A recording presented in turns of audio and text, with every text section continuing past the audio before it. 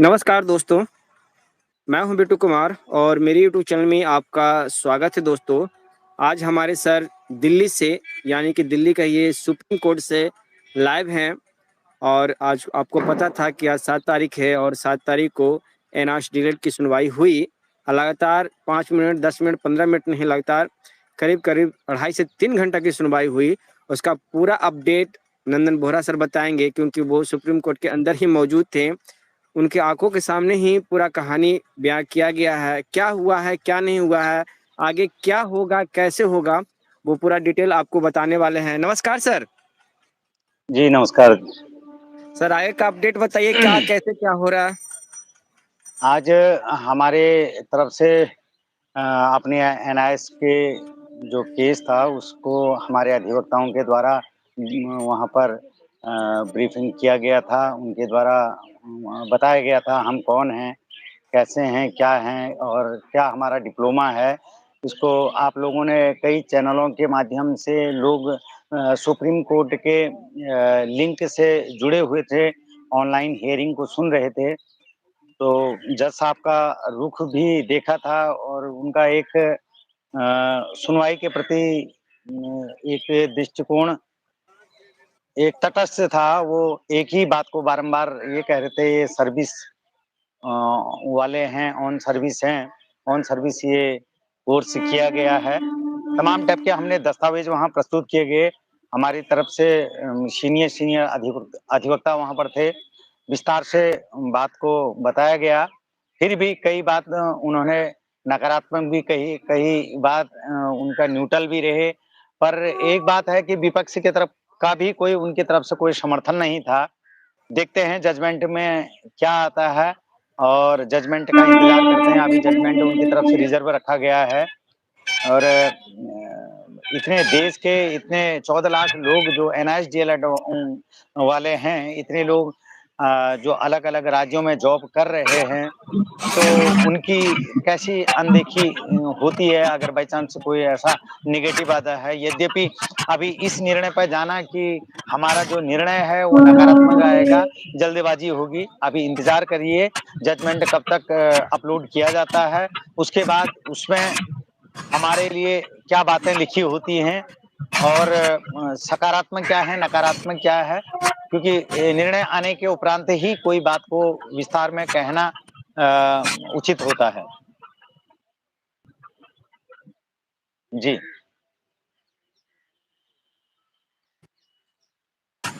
मेरी आवाज़ आ रही है? हाँ सर, थोड़ा-सा हेलो? क्योंकि बैकग्राउंड से पीछे आवाज़ आ रहा है तो दर्शक लोग आवाज़ नहीं सुन पा रहे हैं। थोड़ा-सा क्रॉस करने दीजिए बस ओनली 30 सेकंड। जी, बताइए।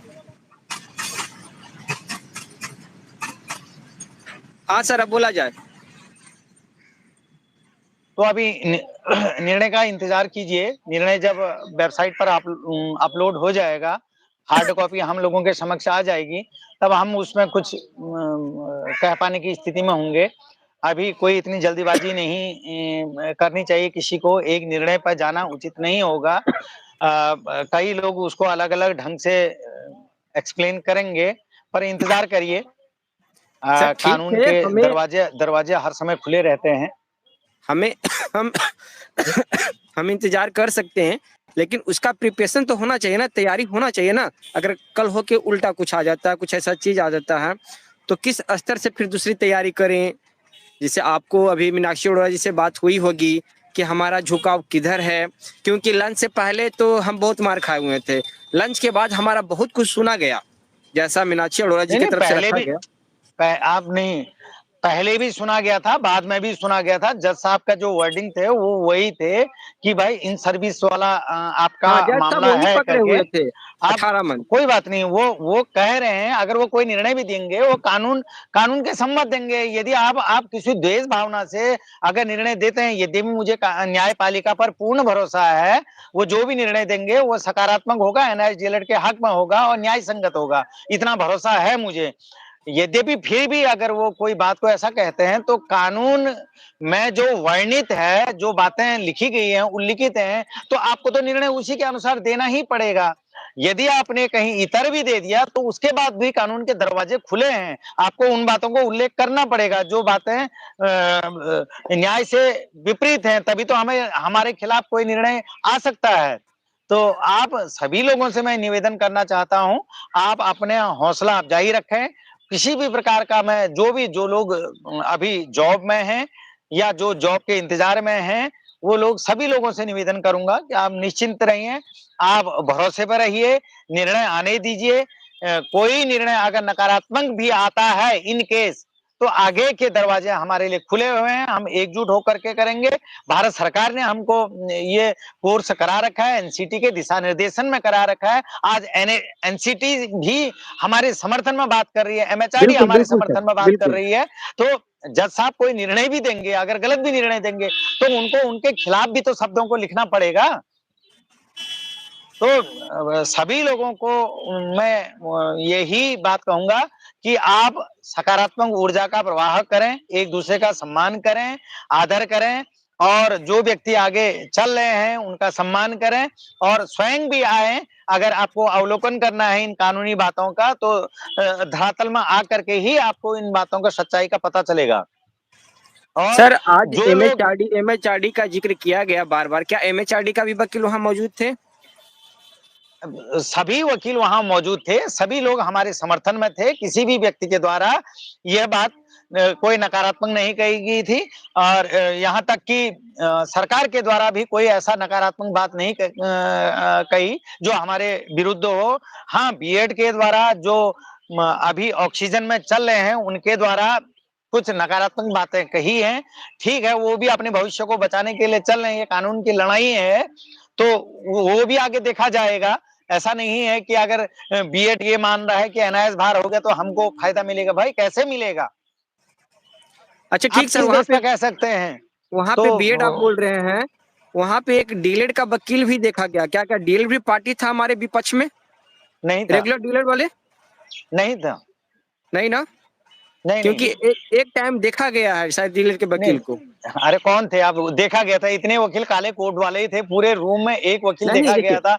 तो जिस 3 तारीख को जो सुनवाई हुई थी सर रेगुलर डीएड और बीएड को लेकर, तो जो डीएलएड की तरफ से पक्ष रख रहे थे वही वकील आज हम लोग के विपक्ष में थे। नहीं, देखो दे, देखो ऐसा है, कल तक रेगुलर डीएलएड के साथ मीनाक्षी अरोड़ा जी लड़ रही थी, आज एनआईएस को वो कर रही है, परिभाषित कर रही हैं, एनआईएस के पक्ष में लड़ रही हैं। तो इसका मतलब ये नहीं समझ लेना चाहिए कि वो रेगुलर डीएलएड की तरफ हैं। रेगुलर डीएलएड वालों को तो कोई दिक्कत ही नहीं है, उनको कोई दिक्कत नहीं है आपत्ति ना नहीं है सर, भाई। सुनिए ना, भाई यहाँ यहाँ बहुत दिक्कत है सर। यहाँ तो एक चंदा लिया गया है और यहाँ मेरिट बनने वाला है, सेकंड मेरिट लिस्ट बनने वाला है। अगर यहाँ पे एनएस बाहर होता है तो रेगुलर डीलर वाले को बल्ले बल्ले हो जाएगा, इसलिए वो फायदा सोच रहे हैं कि हम एनएस डीलर को बाहर कर दें। यहाँ मैटर कुछ और है, अरे इसलिए हम पूछ रहे कहीं हैं। पर भी हो, कानून के दरवाजे खुले रहते हैं, उसके बाद भी हम जजमेंट तो आने दीजिए। कोई बात, मैं इसी निर्णय में पहुंच गया, एनआईएस को बाहर कर दिया, मैं इस निर्णय पर बात कर रहा हूं, और मैं ये बात कर रहा हूं एनआईएस अंदर हो गया। जब इसके विपरीत आता है तो एक न्यूट्रल पोजीशन में हमको बात करना चाहिए। बाकी एनआईएस के डीएलएड अभ्यर्थियों को मैं यही संदेश देना चाहता हूं, आप निश्चिंत रहिए, आप भरोसा रखिए कि कानून हमारे साथ है, कानून हमारा मजबूत है। तो आगे हम देखेंगे, अगर बाई चांस कोई आपको ऐसा अप्रिय बात लगती है तो। एक चीज और सर, आज 7 तारीख है, आज 7 तारीख खत्म हो गया, सुन रहे कि शायद 12 से कोर्ट बंद भी हो रहा है या 12 से पहले भी। तो क्या ये 4 दिन में कुछ हो सकता है, मैंने फैसला सुनाने के लिए कुछ एक डेट रखा देखो, जा सकता है या दिवाली रिजर्व के बाद, छठ के बाद? रिजर्व जजमेंट के विषय में कोई भी व्यक्ति ये नहीं कह सकता है कि इसका जजमेंट का नियम क्या है या कब तक आएगा। वो जज के ऊपर ही निर्भर करता है, वो कब उसको निर्णय देना चाहे। माने जैसे जिस दिन वो देंगे उस दिन तो नेट पे चढ़ाया जाएगा ना, बकाया दोनों पार्टी को तो बताया जाएगा कि आप दोनों आइए। हाँ हाँ, बिल्कुल बताया जाएगा। फैसला सुनाने के लिए तो दोनों पार्टी को तो बुलाएंगे ही। हाँ हाँ, बुलाएंगे, एक दिन पहले कॉज लिस्ट में नाम आएगा आपका। हाँ, तो वो मैंने पूछ रहे हैं कि इधर छठ और दिवाली को लेकर शायद कोर्ट बंद होने वाला है, तो मैं ये बता सकते हैं कब से कोर्ट? नहीं नहीं, मैं आपको जो बात को कह रहा हूँ आप उस बात को नहीं समझ रहे हैं। वो जज के ऊपर निर्भर करेगा, उसके लिए कोई टाइम लिमिट नहीं है कि जज साहब कब निर्णय सुनाएंगे। वो उनका विवेक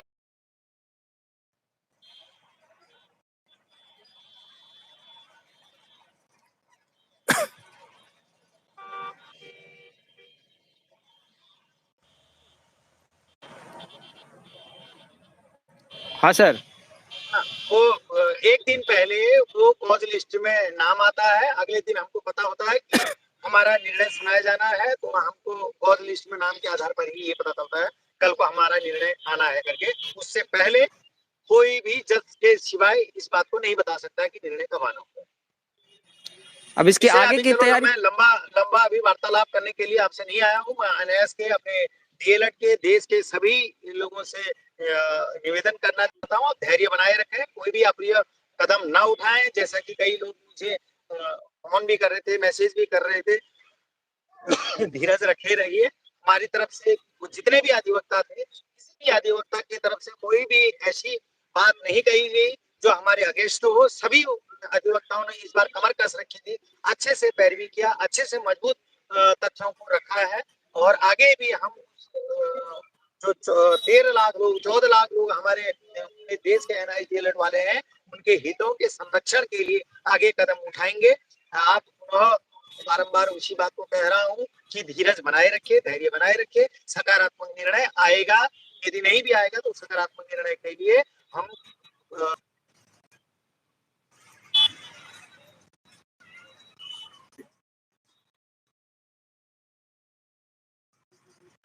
ठीक ठीक है सर, उसके लिए तो हमें एक रणनीति बनाना होगा ना, हमें एक प्लेटफॉर्म पे आके सबको एकजुट करना होगा ना, क्योंकि एनसीटी हमारे समर्थ। मेरी आवाज आ रही? जी सर, आ रही है, आ रही है, आ रही है, बोलिए। अभी भी बीच बीच में कॉल आने की वजह से डिस्टर्ब हो जा रहा है। एनसीटी हमारे वो समझ समर्थन रहे में हैं है, एमएचआरडी हमारे समर्थन में है। तो हाँ। जो भी आंदोलन का रुख होगा, आंदोलन का करेंगे, कानून का जो रास्ता होगा, कानूनी रास्ते अपनाएंगे। निश्चित तौर पर एनआईएस को इनवैलिड होने से बचाएंगे। पूरा देश के जितने भी एनआईएस में एनआईएस के डीएलएड वो चैन सुकून की सांसें लेंगे। आप निश्चिंत रहिए और लगातार संपर्क में बने रहिए, एक दूसरे के संपर्क में बने रहिए। आप निर्भय होकर के रहिए और जो भी होगा, ऐसी जो ताकतें हैं, वो दमनकारी ताकतें हैं, हम इनको मुंह तोड़ जवाब देंगे। समय का इंतजार करिए। एक लास्ट प्रश्न सर, एक लास्ट प्रश्न। क्या ये कोर्स भारत सरकार का किया हुआ, डिजाइन किया हुआ है, तो क्या अभी से भारत सरकार पे दबाव बनाया जाए, सांसद विधायक का दरवाजा खटखटाया जाए? नहीं, बिल्कुल बिल्कुल। इसके लिए मैं अभी सुप्रीम कोर्ट में हूँ। मेरे को यहाँ से निकलने के बाद मैं अपने लोगों के साथ सलाह मशवरा करूंगा। उसके बाद देश के सभी एनआई डीएलएड के अभ्यर्थियों को एक मैसेज दिया जाएगा और संदेश दिया जाएगा कि आगे की रणनीति हमको क्या करना है। क्योंकि अब यह लड़ाई हमको हल्के हुए में नहीं लेनी चाहिए। यद्यपि हम पहले भी जी नहीं ले रहे बिल्कुल। थे, फिर भी जो लोग इसको ले रहे थे, भ्रमित करने का कोशिश कर रहे थे, उनसे सजग रहिए, उनको अलर्ट कीजिए कि भाई नहीं, हमारा भविष्य अब सुरक्षित हमको रखना है करके। तो आगे की जी सर। रणनीति जो भी है, समय आने के उपरांत आपको बता दिया जाएगा। और अभी मैं आपसे इजाजत चाहता हूँ, अपने दर्शकों से इजाजत चाहता हूँ। आप लोग मन छोटा मत कीजिए, जो भी अच्छा होगा हम वो करेंगे और करना ही होगा। जी सर, बहुत बहुत धन्यवाद सर।